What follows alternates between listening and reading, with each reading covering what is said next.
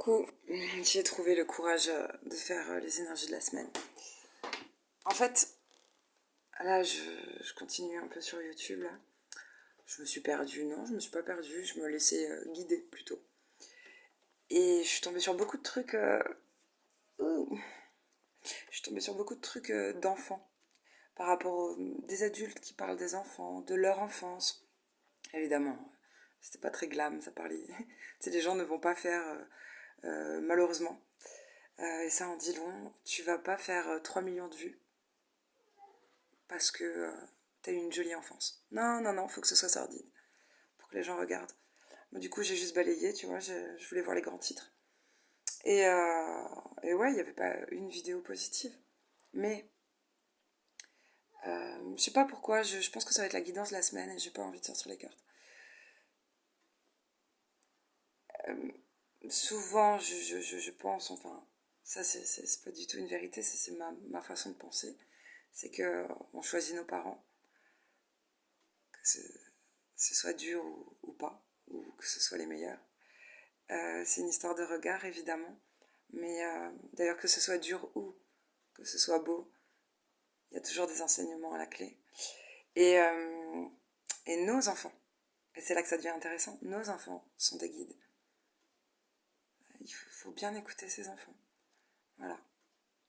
Alors, je dis pas qu'il faut être à leur merci et qu'on en est tributaire, mais non, c'est intéressant. C'est vraiment intéressant. Alors là, je pense à toute une génération où c'était pas autorisé de parler, où les enfants devaient fermer leur gueule, où on n'avait pas le droit de parler, de s'exprimer, on n'était pas fini, tu sais. C'est vrai qu'il y a un temps pour tout. Des fois, les adultes ont envie de parler entre adultes et ainsi de suite. Mais quand même, ces petits moments où tu échanges avec ton gosse, c'est hyper intéressant. Ils ont un regard qu'on n'a plus, ou qu'on n'a jamais eu. Bref. Et, euh, et j'ai eu une grosse pensée pour Cathy, qui me l'a pas appris, mais qui l'a dit.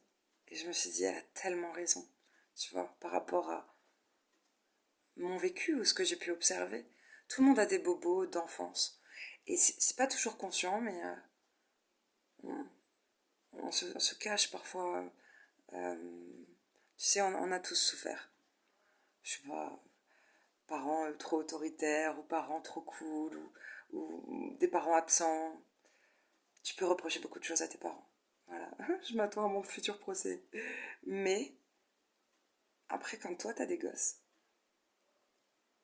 peut-être justement juste en vieillissant, en devenant un peu plus sage, avec du recul, c'est pas que tu pardonnes, mais tu comprends.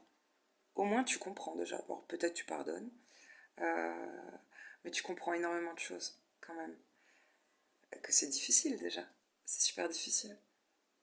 Toi, quand t'as 3 ans, 5 ans, 6 ans, même 10 ans, t'as l'impression que tes parents, ils ont toujours été vieux. Bah non. Quand tu deviens parent, que t'en aies 30 ou 40, t'as l'impression que tu comprends rien et t'apprends tout le temps. Et c'est peut-être des évidences, mais je sais que c'est une chaîne un peu... Je veux dire, en général, t'attires des gens un peu comme toi, ou alors... bon, je parle pas des gens qui s'invitent de temps en temps, qui sont juste malveillants, mais les gens qui te suivent, voilà. Les gens qui te suivent, sur cette chaîne en tout cas, ils sont un petit peu atypiques. Voilà. Ou t'es guidé, ou t'es spirituel, ou oui, t'as un fonctionnement, en tout cas au niveau de ton cerveau, t'as un fonctionnement étrange. Et du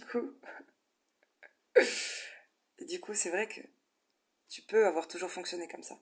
Tu peux venir au monde avec un petit côté autiste, avec un petit côté, ouais, on va dire, allez, neuroatypique. Tu peux le devenir aussi. Alors, à la suite d'un accident, d'une maladie, d'un choc, je sais pas. Tu peux changer. Voilà. On peut changer. Et tu peux te cacher. Donc, au début, évidemment, quand t'es différent, t'as toujours l'impression que c'est un handicap. C'est compliqué. Et surtout, dans cette société. Voilà. Tu peux vite finir en psychiatrie. Et je voyais des vidéos là qui parlaient de ça. Donc, on te demande pas de le cacher, mais d'apprendre à faire avec. Tu vois. Moi, je répète souvent ça à mon fils. Parfois, j'ai l'impression d'être dure et parfois, je me dis juste que non, c'est pour l'aider. Euh, c'est pas au monde de changer. De toute façon, tu pourras pas. C'est à toi de t'adapter. Voilà. Tu sais, quand on rentre dans une pièce, qu'il y a trop de bruit. Alors, moi, j'ai trouvé des outils en tant qu'adulte, mais lui, il peut pas toujours le faire. Mettre des écouteurs, euh, écrire, se mettre dans une bulle, le faire mentalement ou avec des objets, quoi, des outils. Là, il n'a pas encore forcément l'âge, tu vois. Mais c'est important de... Tu vois, je vais pas lui dire, ouais, bon, t'as un pète au casque. Les autres gamins, ils s'en foutent quand il y a du bruit en classe ou quand il y a du bruit à la cantine. Non, mais certains enfants, ça peut les empêcher de manger. Ça peut couper l'appétit. D'ailleurs, en tant qu'adulte, pour toi, c'est évident. Je sais pas, quand c'est le bordel, quand il y a du bruit dans un restaurant. Perso, moi, je ressors. Et il y en a, ça les dérange pas. Ou quand on est trop proche, trop collés les uns des autres, tout ça. La foule. La foule, c'est compliqué. C'est compliqué. Mais si je vois la foule et que je suis loin et qu'on respecte ma bulle, il n'y a pas de souci.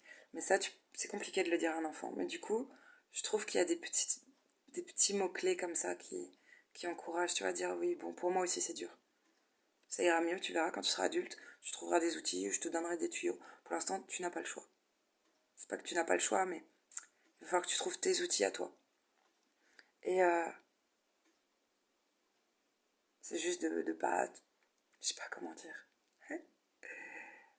Juste de discuter. Et en fait, rien que je reviens sur cette génération, ça fait pas longtemps. Des fois, j'ai même l'impression qu'on... Je voudrais pas qu'on donne non plus, tu vois, le pouvoir qu'aux adultes ou qu'aux enfants. Mais le fait de parler, c'est déjà dire, ok, je t'entends, je reconnais ta souffrance, tu vois. Les parents sont pas des psys, hein, je veux dire, on n'a pas fait ces études-là, mais quand tu te sens entendu, que tu... Déjà, ça apaise quelque chose, ça désamorce un truc. Et voilà, je, je sais pas. Est-ce que c'est une semaine le verbe est important, l'écoute, et dédramatiser aussi, et ne pas se cacher. C'est facile de dire ah, quelle vie difficile j'ai eue, mes parents m'ont pas ménagé, tout ça. Ça, c'est Cathy qui le crie haut et fort. C'est trop facile, c'est trop facile. Oui, moi aussi j'ai souffert, moi aussi.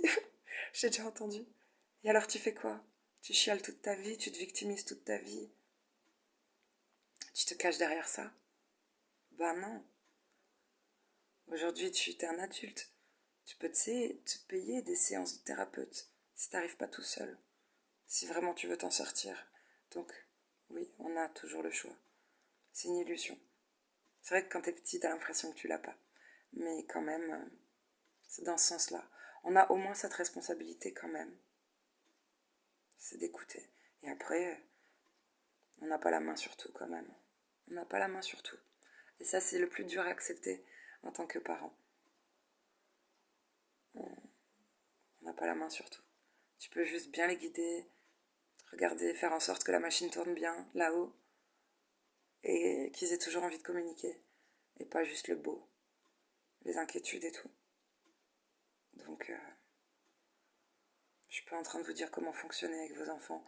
C'est juste que c'est mon ressenti. C'est comme ça. C'est ma guidance.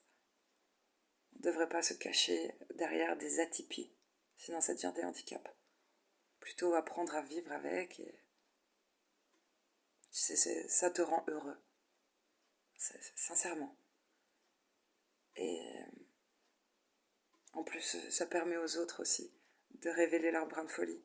C'est quand j'ai vu une femme en terrasse, toute seule, avec un déambulateur. Je pense que montre en main, j'ai eu le temps de fumer une clope. Le temps juste qu'elle arrive à s'asseoir. Juste ça.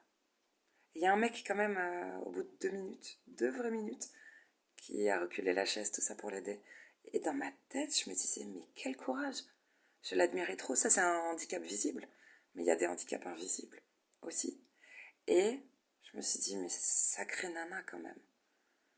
elle se met en terrasse toute seule, elle a la tremblote. C'était juste incroyable, ça devait être un Parkinson, une connerie du genre, je sais pas. Je pourrais pas dire. Mais c'était visible. Et quand même, elle s'est posée au premier plan. Tous les passants pouvaient la voir. Et je me suis dit, waouh, quel courage.